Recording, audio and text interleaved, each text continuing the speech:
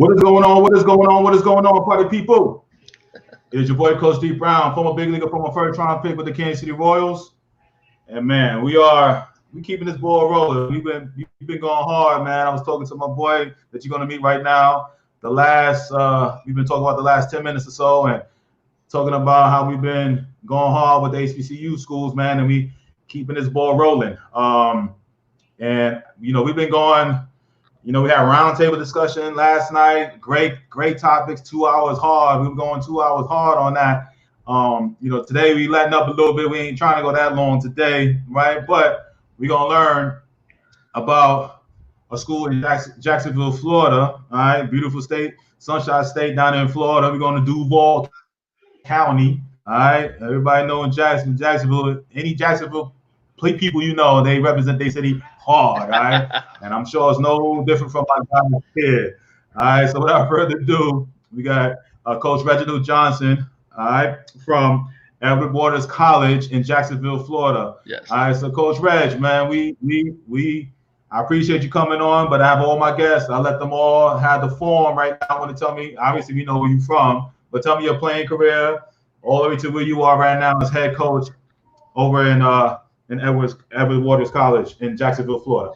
Hey, D, man, I appreciate it, man. Thank you for this opportunity, and thank you for having me on. I actually was born and raised here in Jacksonville, Florida. Grew up here, played here, high school ball. Played at Edward Waters College for a couple of years, and then transferred down to Florida Gulf Coast University down in Fort Myers, and finished out my collegiate playing career, as well as got my degree, and they actually had me stay on as a student assistant and volunteer, and start my coaching career. And from there, after graduation and coaching at FGCU for a short period of time, I was able to get an opportunity to come back to Jacksonville to Edward Waters College.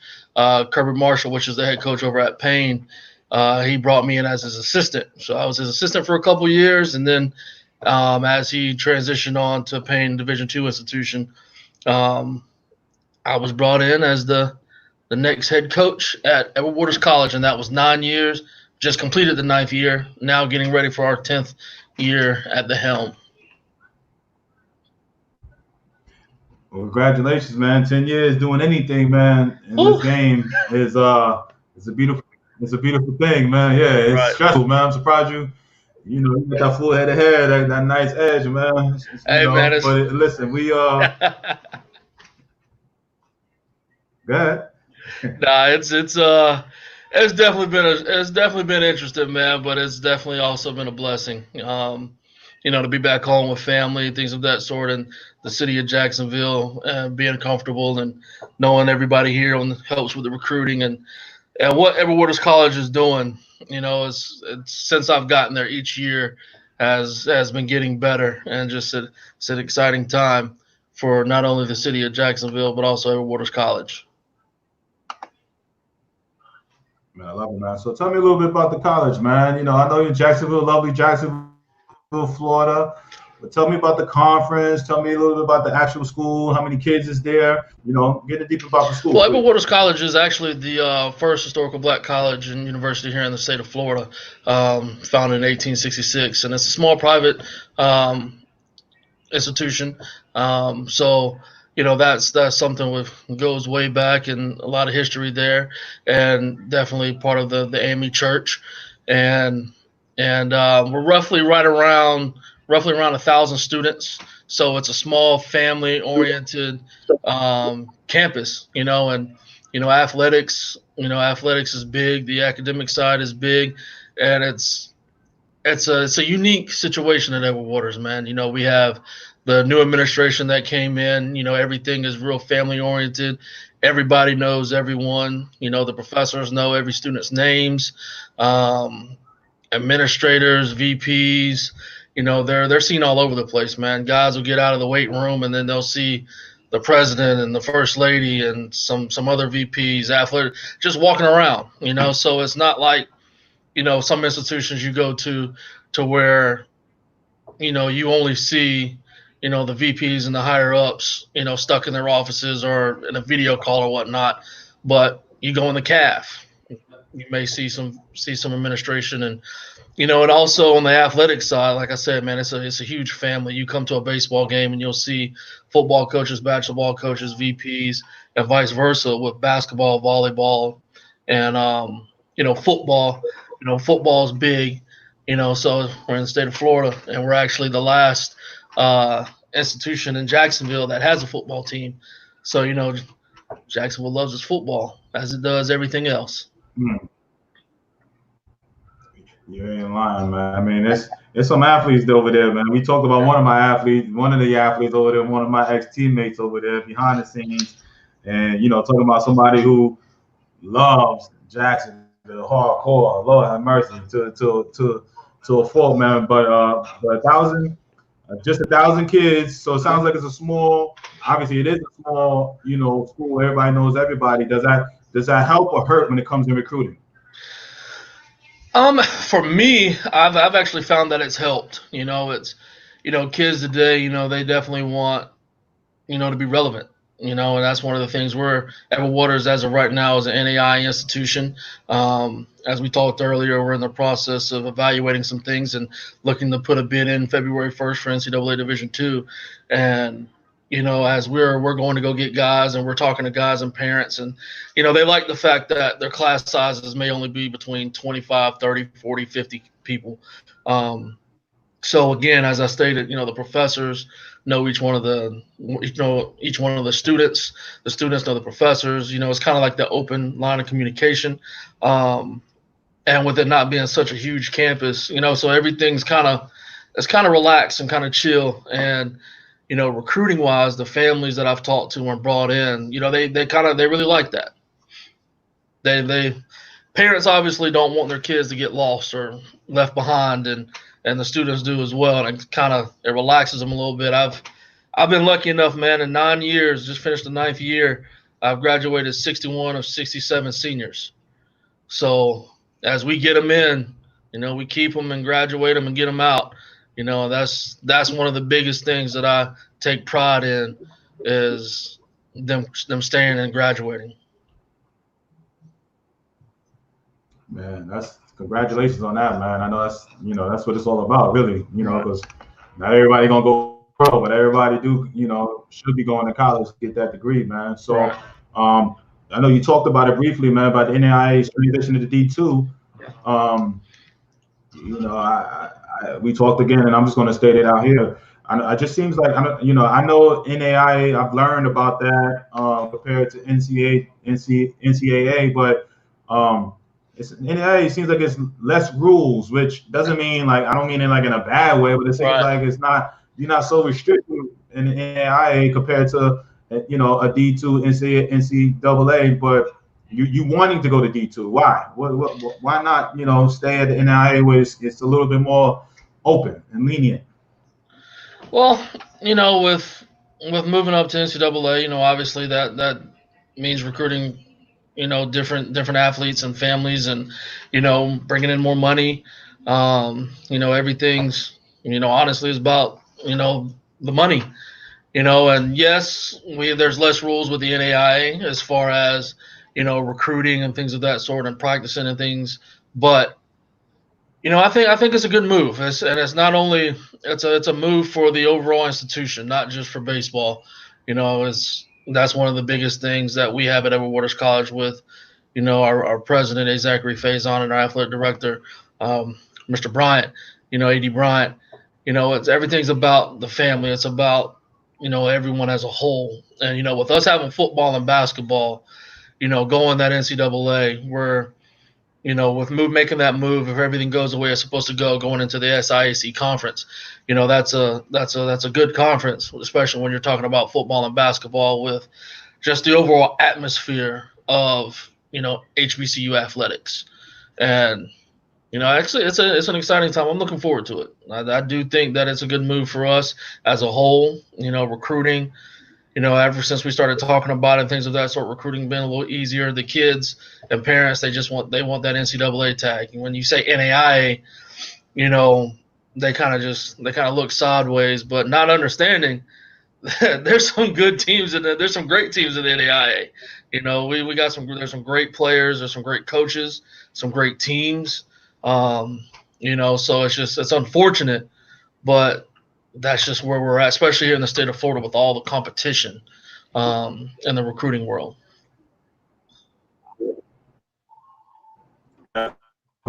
Man. So what type of conference are you playing in? Are all the schools in Florida or no?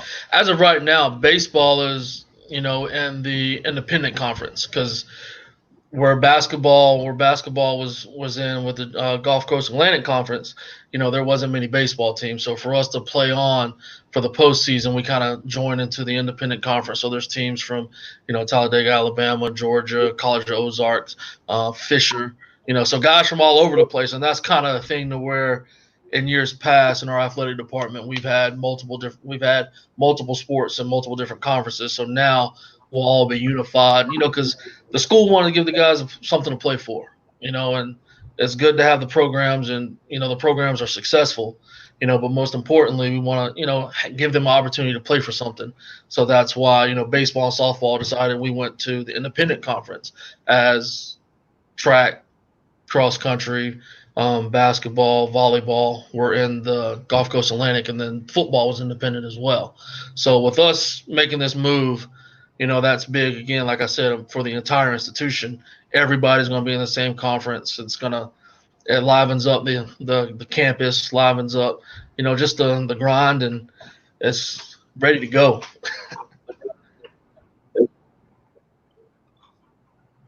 So from the recruiting standpoint, since you're going to these, when you say College of Ozark, you talking about the Ozark, or is that, where's that at? Where's that located? Is that Missouri Ozark or no? Yeah, I mean, there's guys, they're all over the place.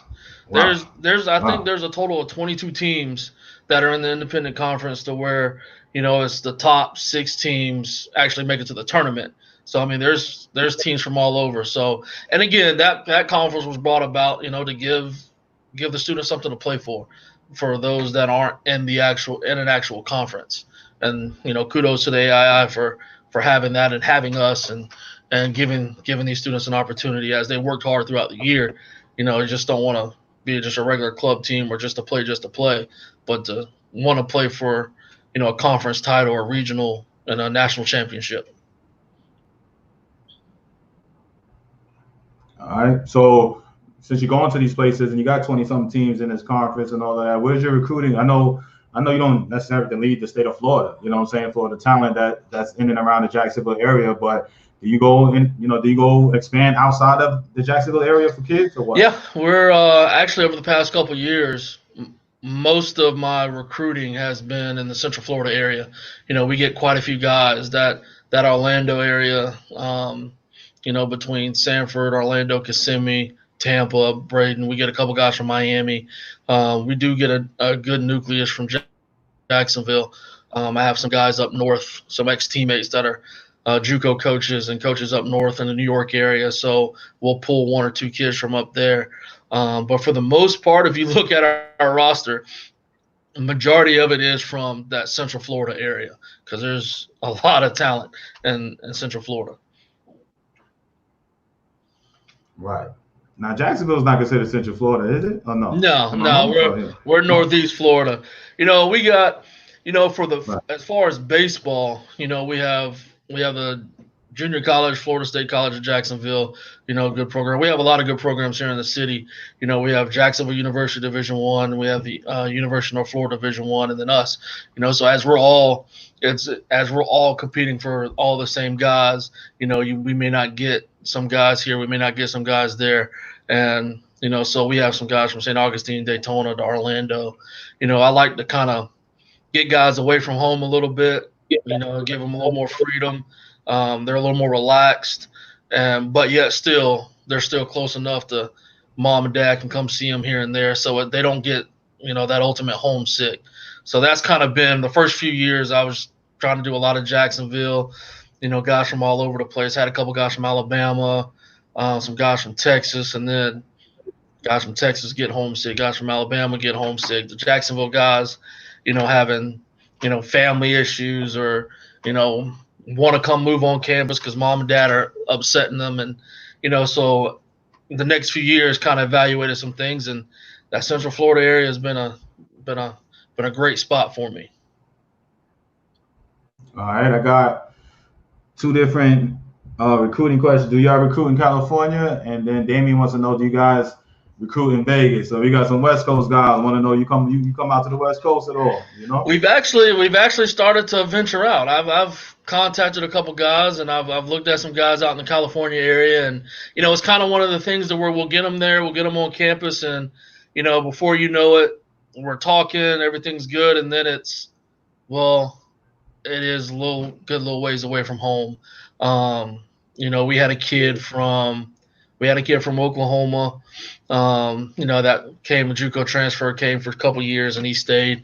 But that's been really the thing. The further out that we try to go, it always comes about that it's either a good little ways away from home. Now, that still doesn't stop me from going after certain guys. If I see guys that I think that are good enough and can fit our mold, our type of player that we want at Edward Waters, both academically and on the field, I'm gonna talk to. It doesn't matter. Like I said earlier, I mean, there's 2 Division I institutions here in Jacksonville, and the 3 of us are after the same kids. Who knows what can happen. So we have kind of ventured out west some, but as the funding is minimal, we don't really spend too much time, going out west. So I got a quick question. What does your pitching coach look for in a lefty pitcher? I mean, I think it's all of our pitchers. We really want to, obviously, most importantly, throw strikes. Throw strikes. We do like to try to get guys from different angles, from right side to left side. As far as lefties that can throw strikes, that can control the running game, and obviously, the harder you throw, the better. But we've actually had some guys that maybe didn't throw as hard as others, but threw 3 to 4 pitches for strikes at will, and we've been successful with those guys. So the biggest thing across the board with righties and lefties, we want to definitely have those lefty matchups, because you're starting to see more and more lefty batters now. You're starting to see more and more. So, back in the day when it, on the collegiate level, where we are, you maybe saw 1 or 2 in a lineup here and there. I mean, we face some guys, and our lineup is the same way.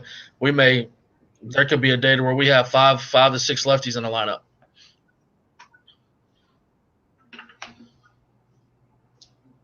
All right. Mike says, on the academic side, what does your school offer degree-wise? Well, degree-wise, it's pretty much the basic, our best major, what's been most successful for everybody, has been criminal justice. So we got the criminal justice, the business, biology, psychology, mathematics, just the basic degrees. And like I said, our institution, they've done a really, really good job. Most of my guys have been, criminal justice, business, psychology, and biology. We have computer systems. What else is there? We got the computer systems, as well as mass communications. Mass communications has been one of the big ones as well with our guys. And on the academic side, man, Edward Waters has done a great job with having some people in place that's helped these kids, kind of mold what they want to do and where they want to go. Mr. Stark has done a tremendous job working with me and my guys, as they come into their sophomore year. All right, well, what do you want to do? They sit them down in the office. What do you want to do? Where do you want to be? What's your life after college and ball? And they may say, you know what, I want to be a police officer. I want to be a news anchor person. I want to be whatever. And they specifically go and try to find internships to put them in that field, so they get a feel of what they want to do. And it's been very impressive that I would honestly say close to 90% of the guys in which we've graduated, they've had an internship in the field that they wanted to work in, and they all have jobs in that field, and most of them in where they actually interned from. So that's a unique thing about Edward Waters, that they take the time to want to help them much more than just those 4 years them being at Edward Waters, but to help them, go be great citizens in their community, because we want them to represent us well and also come back and help continue to build great things. Man, that's awesome, man. So, from a price standpoint, we talk about degrees, location, and so how much does it cost to go to, Edward Waters College? Well, Edward Waters in the United States. It's a private institution, and this is another great thing about Edward Waters. The tuition is the same across the board, whether you're in state or out of state. Okay. With staying off campus, and tuition and books is $14,878, and that's for the tuition and books and fees. And then staying on campus, which tuition, books, and fees, housing, and meal plan is $22,888. And again, it doesn't matter if you're from Florida or you're from California. That's the price across the board.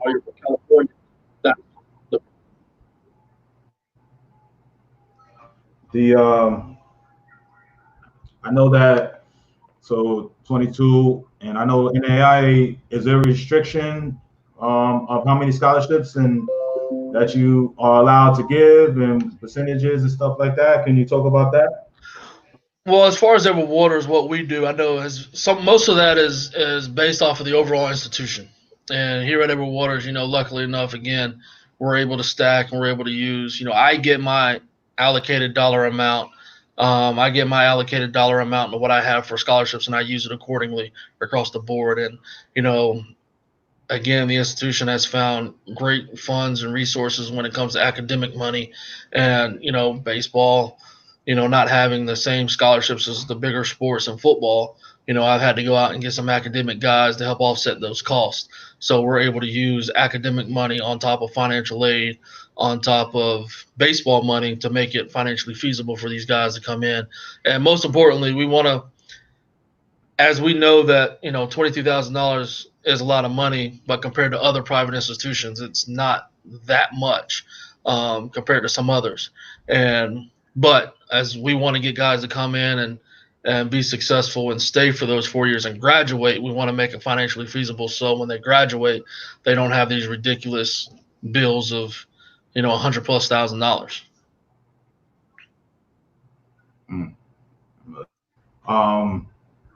Chipper wants to know, do you recruit Nashville? Keep an eye on the Henderson High School Ty Edwards. Do you recruit Nashville?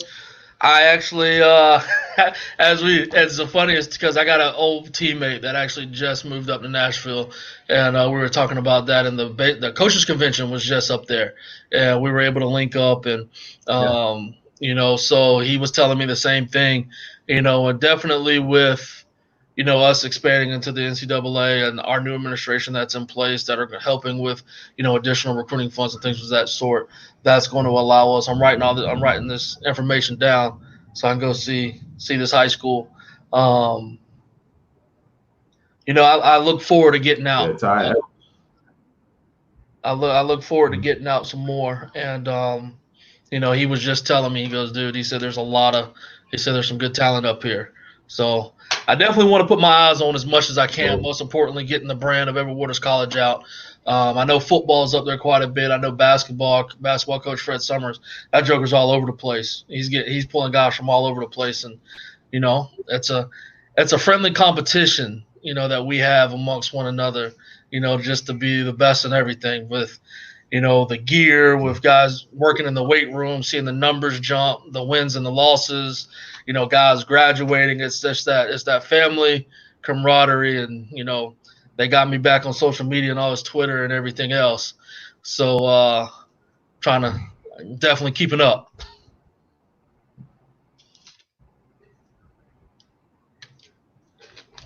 All right.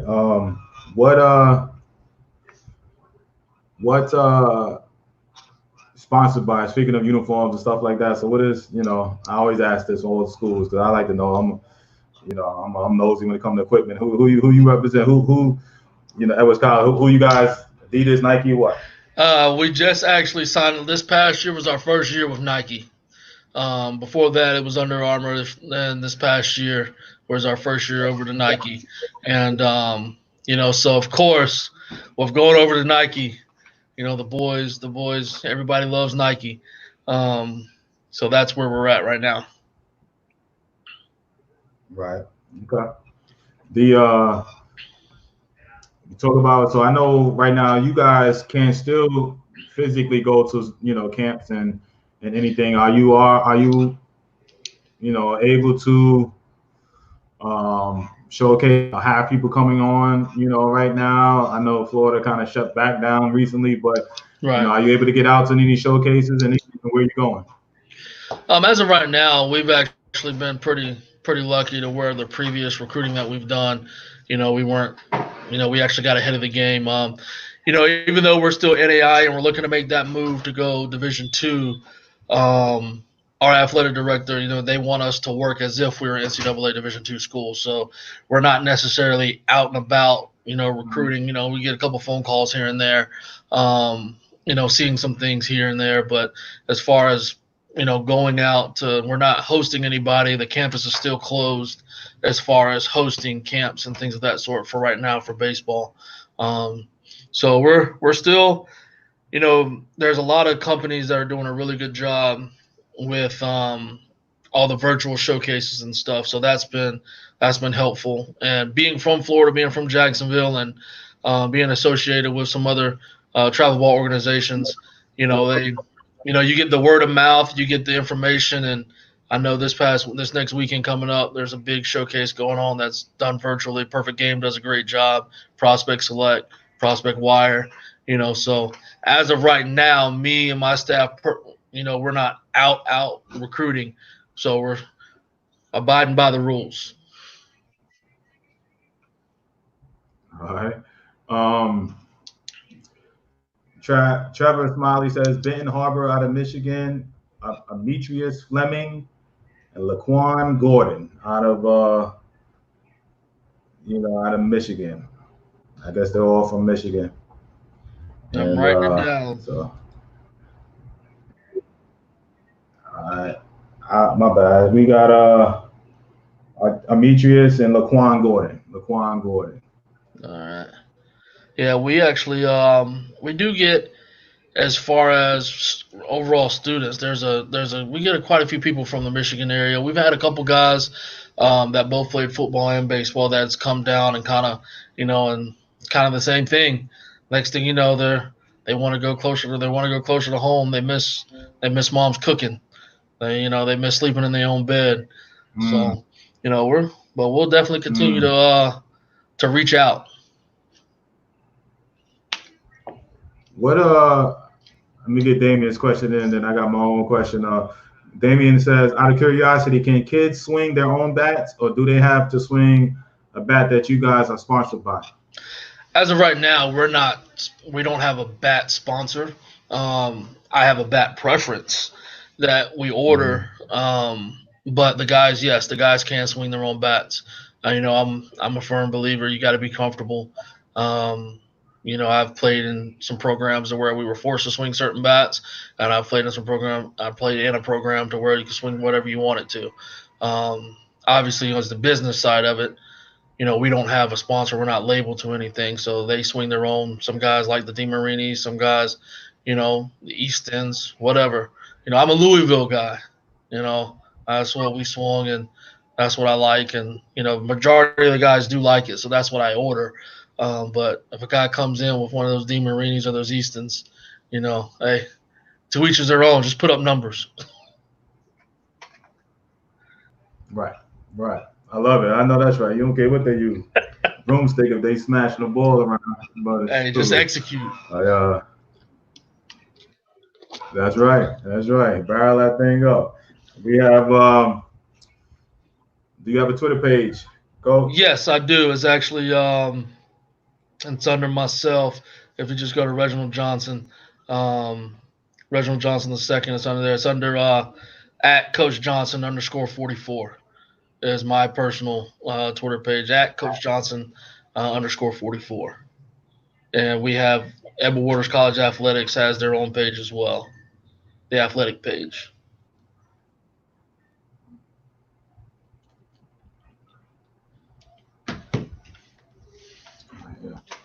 get this in. And the athletic Twitter page is at EWC Athletics.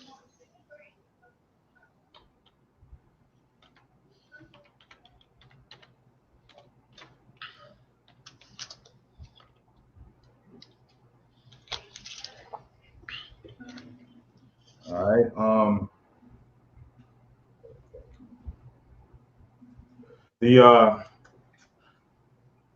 right. So yeah. So showcases. You watching them do a lot of TV. How tough is that when it comes to recruiting side? Watching so much on video now. You know what I'm saying? And not being able to really get out there like you want to, and judging play. I mean, you can watch a lot by TV, but then again, it ain't nothing like your own eyes seeing it in person.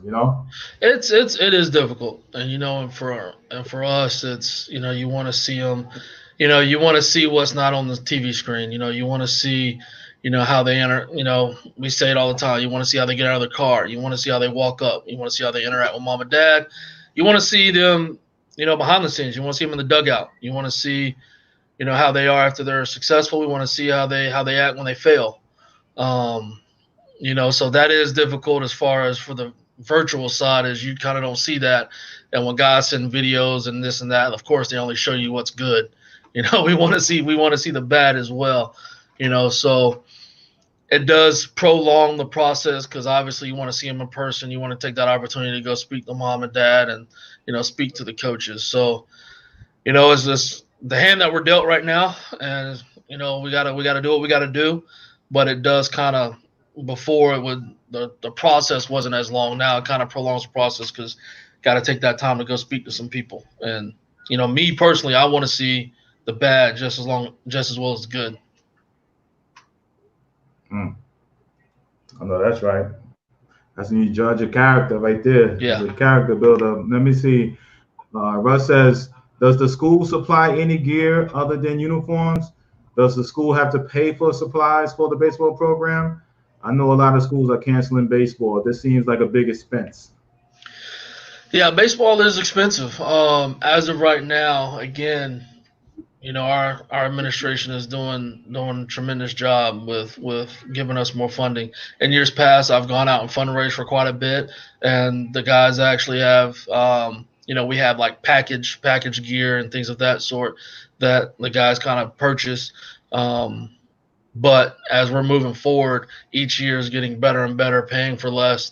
So our president and our athletic director, they've gone out, secured funds and got things situated to where we're in a really good state. But as of right now, as far as other equipment, when you're talking about, the players do purchase their own gloves. We don't provide them gloves. Now we do have a few, if we have like a position change, or, especially we'll take a third baseman to a catcher or vice versa. We have options of discounts and things of that sort. But as far as their own bats and gloves and, catcher's gear, we are purchasing catcher's gear, things of that. So they're working. Our administration's working, because not only do they want us to have the program, they want us to be successful. And each year it's getting better and better. I'm getting more and more. I'm asking for some things, and we're getting them. So I'm excited on where we're at and where we're going. Cool, man. Congrats, man. So, long term,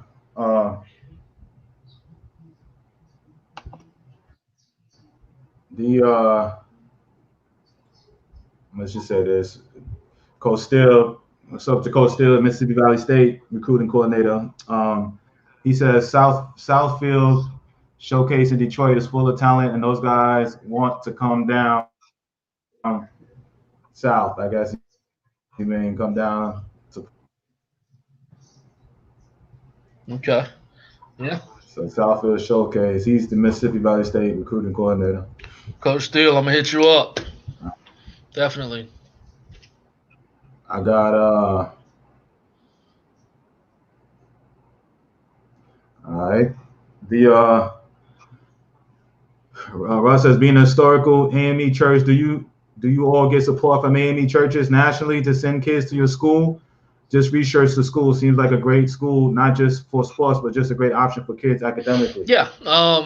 We actually have a couple kids, and we have a guy pitcher right now that's grew up in the AME church, and he was a recipient of a scholarship that was based through the AME church, that they help out financially for that individual student every year, and so it does help. We do get some kids nationally, not only in athletics but the school in general, and I don't know too much about it as a whole, but I do know in my program we've had some guys, specifically from the AME church, and they found out about Edward Waters, through the AME church. They reach out to me, and we, go see them, and we recruit them, and they're a good fit for us.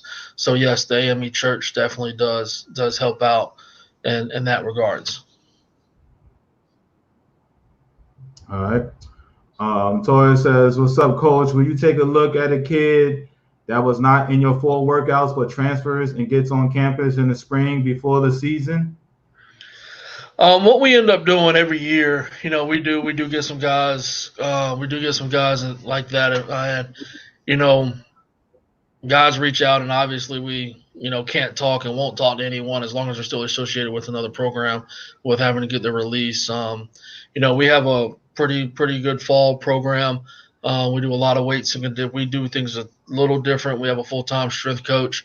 Marcus Richardson has been great for us, and we do fall workouts all throughout the fall. And we get some football players that want to come out. So when football's over at the end of November, we'll have an open workout, open tryout for everybody within the institution. And I'll get hit up.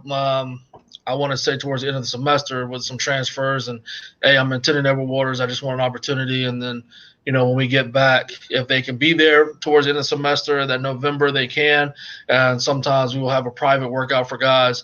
It is a little more difficult at that particular point in time, because when we get back, I mean, we're playing at the end of January, with being NAI, and it's not, we don't have the time, but the opportunity and the option is definitely there with communication, and if it fits. We're also have a unique situation at Edward Waters.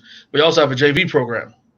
We're one of the few schools. A lot of the schools here in the state of Florida, NAI and some Division twos, was able to extend the rosters, and we actually have a JV program. So we have a total of 60 guys, within the program for JV and varsity. So that always helps, because that allows me to extend the rosters. That allows the guys to grind it out in the fall. Some guys come in, and with the weight training, with the coaching, they get stronger. Some guys take some things for granted, and they get left by the wayside. So with us having that JV program, not saying that guys that will come in automatically put on that program, but that allows us to extend the roster and take a look at a kid or two that we normally wouldn't be able to, with only having, that 32-man roster spot. All right. Do you find, I mean, I know it's cool to have the JV program, but is that, do you find it with so many kids, so many turnover with all those, those kids, or do you find it like beneficial, like if you go to D2, you're going to still carry that JV program, like that? As of right the now, question, but okay. As of right now, everything is going to stay as is. There are some pros, there are some cons with hosting a JV program. Obviously, with having an additional full-time assistant coach, that is huge. Before, when I first got the job, I was the only full-time employee, which still thankful for being a full-time employee, but I was the one guy that was, doing most of the recruiting and the budgeting and the travel, just, all the things that all the coaches are having to do. But now with having that second full-time guy, that's been beneficial. We were able to extend, some scholarship dollars or grant and aid dollars, with having those additional players. And for me, what I found, because that's one of the things people ask about is the turnover. For us, the turnover isn't as bad as other places. I just like to be honest and completely honest with the kids as they come in. And if a kid we know for a fact is probably going to be JV, we let them know that's what it's going to be. We're not bringing them in false pretense of you're going to be a varsity guy. Next thing you know, you walk in a room with 60 guys, and so I found with being open and honest, giving everybody an opportunity in the fall.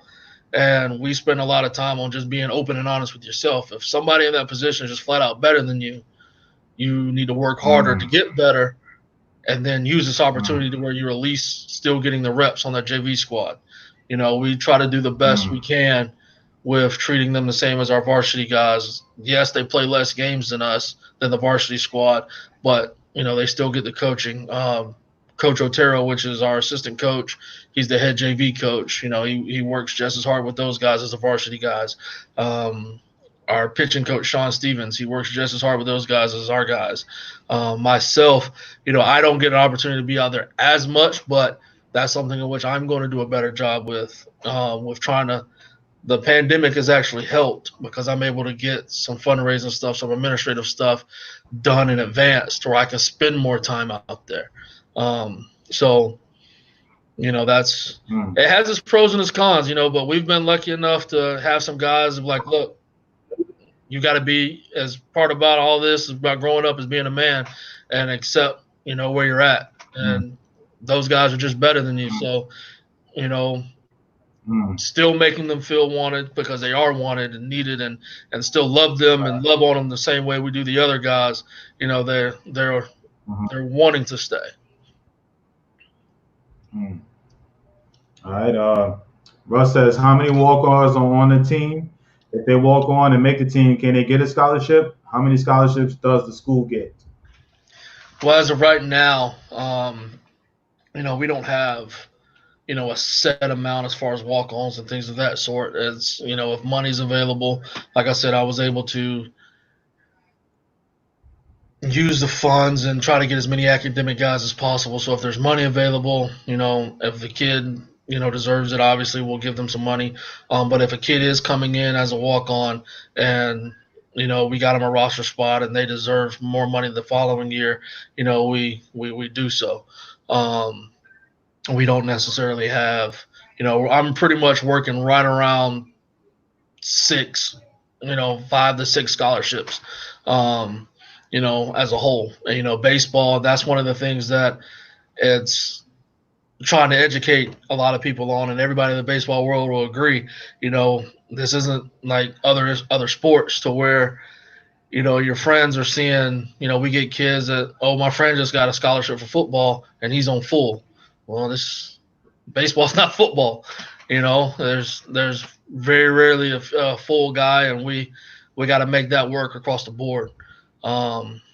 So try to do the best we can financially with the maximizing the numbers and get our guys that are going to stay, graduate, and also help us win. All right.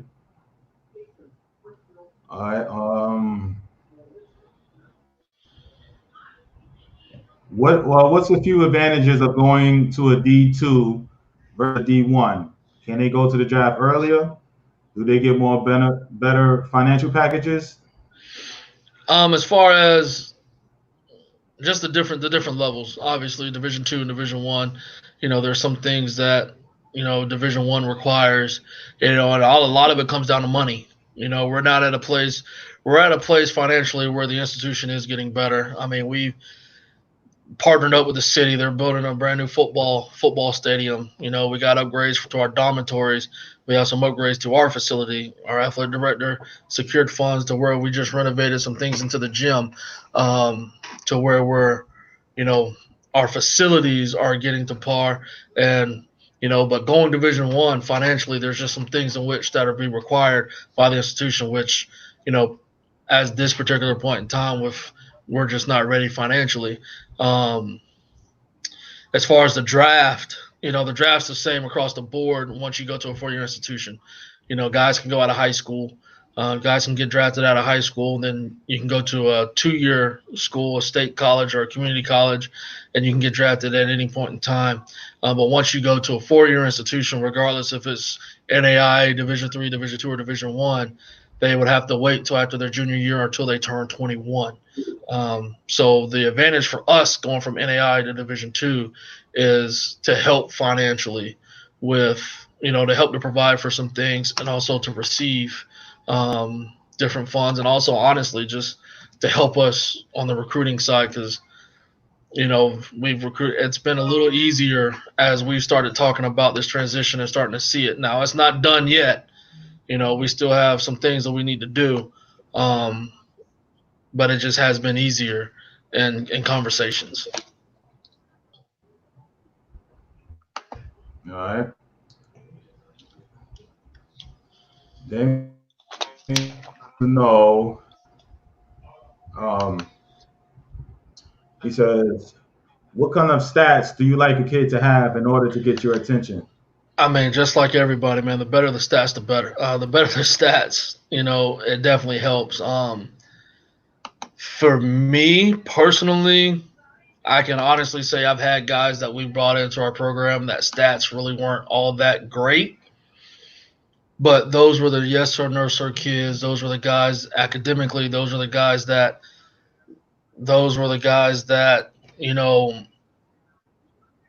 treated their parents the right way. They great teammates and hustled. That's one of the things that we strive on is guys respecting the game and playing it the right way. We've taken some guys that maybe they had it defensively but couldn't really hit all that well, but were just great kids, great athletes, and they came in and they worked. They had great work ethic, and with offense being one of my things, we were able to do that. So the better the stats, obviously that helps. Offensively, we don't want guys striking out a lot. Defensively, we don't want a bunch of errors. Pitching, we don't want a bunch of walks. So pitching, guys that can throw strikes, multiple pitches for strikes, that can go deeper in the game. Defensively, guys that can make the routine play. The stronger the arm, the better the routes.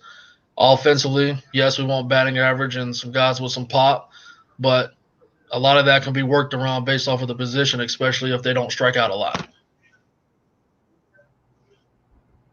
All right. The boy JT Thomas says, man, I just want to be like you when I grow up. That's one of my things, man. I always tell people, man, I just want to be like you when I grow up. I'm trying to be like JT, man. That's another coach, man. We crossed paths, when he got his coaching started, when he was at Voorhees, and what he's done, what he did there, and also he's now up north at a Division III school. What he's doing, man. Just happy for the guy, man. This baseball world, it's a small community, but it's a community of brothers, man. And it's good to see everybody just doing what they love to do, man. And impacting, and he's one as well, impacting the lives of his players in which he touches. All right, yeah. Behind the scenes, tell me what school is he at? It's Bethany. It's a Division III school up in Pennsylvania. Okay, cool. All right. Coach Steele says same draft status, 21. I guess he was responding to Bill's Russ's question. He says same draft status, 21 age or junior. Finance packages really determined by schools. Example, Mississippi scholarship, maybe less than scholarship from Mississippi State because, of course, the school. Coach Johnson is on it. All right. Let me see here. For some reason, some of these Facebooks, it doesn't come up who is asking the question. But he says, how do you feel about post-grad baseball schools, or do you recruit from them? I mean, I don't mind it at all. I mean, we've recruited at least one. We've recruited at least one player from a post-grad, sometimes more, but we have at least one player each year from a post-grad. The state of Florida, we have several post-grad schools, and that gives those guys that opportunity to go and better their skills, hone in on the craft. IMG, there's a couple. Conrad was one in Orlando. Inspiration Academy is one, and our JV team actually plays those guys, so that gives us an opportunity to see them. So that is another pro of having our JV squad. They're able to play those guys. We're able to see them. We'll see them at the first half of the year, and then we'll talk to them and things of that sort. And those institutions, as far as the post grads, do a great job with the strength side, the mental side, defensive, offensive side, and then when we see them later on in the year, we see that they have improved, and so I'm not against it at all. Matter of fact, we get a guy every year. All right, yeah. Inspiration Academy's coach came on last Yeah. year, and yeah, good interview. Yeah, Coach Steele says, how many rainouts do you have per year? It varies. This past year, luckily enough, we before the cancellation, we didn't have any. Last year, we maybe had one or two. I think it was I think it was 3 seasons ago when everybody was getting hit pretty hard. We had some early on, but again, we Edward Waters College uses a city facility. JP Smalls is a old Negro League stadium, and the city has done a great job with partnering with us with helping to upkeep the facility. It's getting better and better every year. The institution, Edward Waters, is giving me more funds where we can go get better clay and more turfus and things of that sort. We also have the Jumbo Shrimp, which is a AA affiliate to the Marlins in Jacksonville, and they do a great job partnering with us and helping out. And so being able to get the better tarps and the better clay and the turfus and things of that sort, it definitely helps. So over the past couple of years, there's only been a handful of rainouts, and in the mix of the season with everybody being so close, we can sometimes make up. If we cancel early enough, we can make up. Maybe on a Wednesday or Thursday, going somewhere to play a doubleheader, or vice versa. Our team come in early and play another game, before our 3 game set, so we don't lose the actual games. All right. Again, I can't see who asked, but I have a feeling I know who this is. Do you let pitchers hit the ball? We do have a few 2-way guys, and that's one of the things, man. You try to establish early on, especially in the fall. We do have some guys that come in. That's becoming more and more over the past few years of recruiting. You're starting to see those athletes that can play in the middle, that can play the corner, that can play the outfield, and some that actually catch, that are closers, or that can also pitch. So you're seeing it more and more. If a kid can do it and is successful at it and is best for our program, I don't mind it at all. The past couple of years, we've had some guys, a couple starters that were also, quarter infielders or DH or things of that sort. So, there are some guys, though, that we have to make a decision. They quit pitching and just do defense and offense. And we have some guys that just focus on straight offense. So it's based off of the production and being man enough to say, you know what, I can help the team better if I just focus on defense and offense, or if I can help the team better by pitching.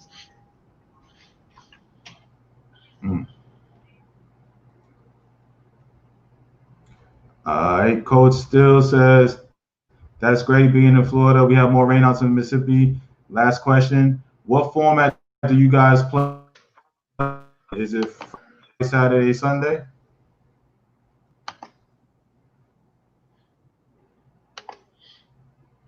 For us, yeah, you kind of broke Yeah. out a little bit. I read the question. Can you hear me? Yeah, for us, the format, we try to play the Friday. We play the Friday 1 9 inning game and then 2 doubles on Saturday. There are some teams that we play.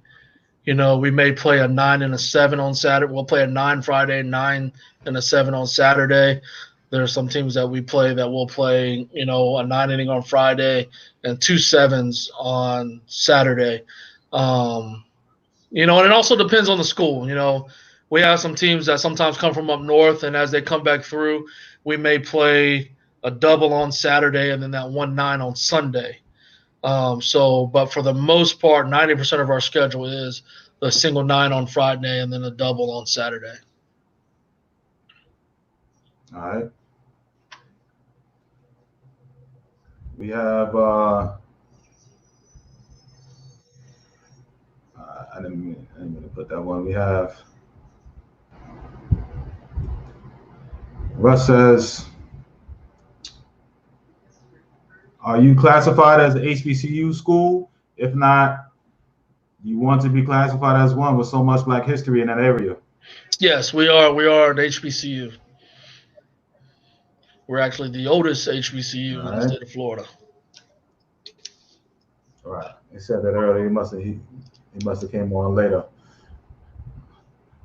All right, man. So any camps, anything you got coming on lined up, you know what I'm saying, in the future, Coach Reg, man? You know, and I know with the epidemic and everything going on, but how can, besides on TV, how can guys come and see you, check you, and get in front of you, man? Really with just the communication, as of right now, we're not doing anything as far as camps for the summer, but we are looking at, Lord willing, everything goes back to normal, and as we're planning on to, looking at doing something for like a winter camp and going further. Obviously with that transition going to Division II, we would like to do a winter camp, and a couple summer camps, a couple pitching camps, couple, hitting camps, and then just overall camps. But as of right now, we're not doing anything camp related because, again, with no one being on campus or within the facility. All right. The Coach, man, listen, man, we coming up on that hour. I wanted to, have all my guests, man. He had some great information, learned a lot, about Edwards Waters College, man, in Jacksonville. I love what I have all my, guests do, man. Kind of take us out with a strong message, man. It could be anything from after school recruiting, message to the parents or the kids or whatever you choose. But I love to, if you could, man, take us on out, man. All right, well, man, one of my biggest things that I do when I talk to all my recruits and play the game the right way. Love the game. Hustle. And understand it's a game of failure. It's one of the few things in life that you ever do that where you be considered successful as you fail. So, take everything in, positive attitude, and, hug your parents, tell them you love them, and, happy belated Father's Day to all the fathers out there. I know we just did that. So, from me to the parents, let the coaches coach, and just let them go play. Let the coaches coach. Let them go play. Stay away.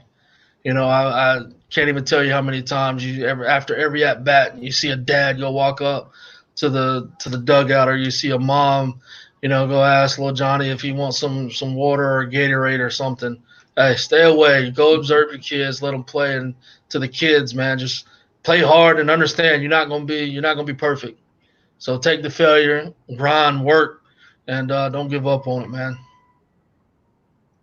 All right, I love it, man. I got one last question that just came in, Coach. If you can answer it, it says, Damien says, is it good for kids to go to college prospect camps, or are they just in it for the money? That's tricky. Obviously the you have to evaluate on certain camps. I mean, the most exposure as possible is great, but if you keep getting the same things back or you're not getting any feedback, if you don't think it's beneficial for you, can you hear me?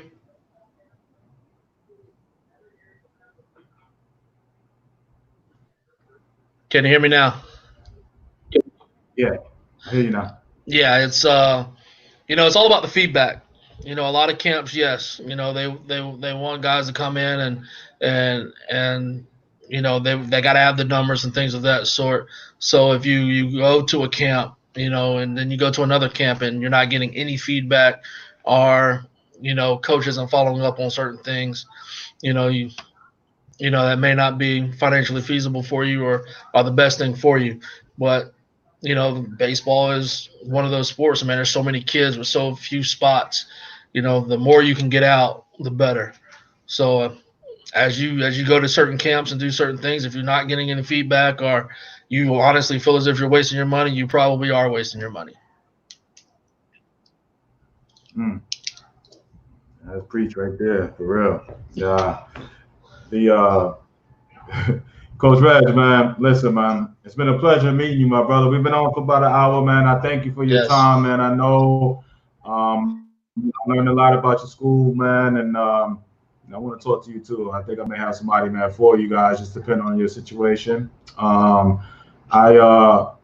definitely, man, for taking the time. Good to meet you, man, and hopefully one of these days I get up that way. I got a lot of fam in Jacksonville, and I got dad in Orlando since you down there a lot. Yeah. So I'm looking forward to a lot, man. So we'll definitely be in contact, man, and tell my boy Daz that I spoke with you, man, and Definitely. we definitely, man, fan of the show, man. I can't wait to have you back on, man, to hear about your program. Hopefully get that D2 nod in February. Definitely keep me posted on that, man. Definitely. So, apparently, Damien is asking, what's your email, Coach? It's r.johnson, JOHNSON, at ewc.edu. At ewc.edu? Yes. And D, man, I appreciate you, man. Thank you for what you're doing. Thank you for this platform and giving me this opportunity not only to, talk about myself, but also the program and the institution, man. I greatly appreciate what you're doing. All right, man. No doubt, man. This is what I do it for, man. Just show love, man. And, if I can help you guys anyway, and obviously I know I'm helping the parents, man. And, just definitely want to keep you informed, and I'll be in contact with you, man. Don't worry. Maybe Yes, sooner than later. Trust me. So you got my mind thinking of a couple of guys, man, that I know personally. I appreciate it. All right. So, Coach, I appreciate it. Tomorrow, parents, I will be back on tomorrow. We have Freddie Lewis, ex-Major League Baseball player and HBCU alum with Southern University. I feel like, I've been having HBCU coaches on, so I was like, let me get some of the players that played at HBCU that made it, to the league. So he's going to be on it tomorrow at 4 p.m. Eastern. And we have FAMU head coach, James, I don't want to call Choke, coming in on Thursday. And I don't know, Friday is still open. We have a couple guys, coaches that are still talking about coming on. So we're going to finish this, week out strong, man. We had a great roundtable. Man, yesterday, today, man, learned you're my first NAIA/D2, HBCU school, so that's dope, and I definitely wish the best for you, Coach. And so parents, 4 p.m. tomorrow, I will be on with Freddie Lewis, man. So Coach Bass, appreciate you. Yes, parents, sir. Love you guys, man. We'll be on at tomorrow, 4 p.m. Take care, Coach. All right, appreciate it. Thank you.